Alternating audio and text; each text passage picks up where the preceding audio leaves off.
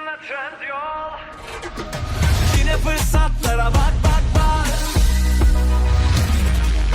Sakın ha sakın ha, fırsatı kaçırma. Trendyol olunca çok çok. Sepete sepete, at hadi sepete. Kasım denince Trendyol. Çok indirimli, çok sürprizli. Yılda bir kere gelen Trendyol efsane bir günü kaçırma. Kasım denince Trendyol. Şahane cuma fırsatları geldi. Şimdi al 2026'da ödemeye başla. Ayrıca 18 ay taksit imkanı. Moda Life, Türkiye'nin düğün paketçisi.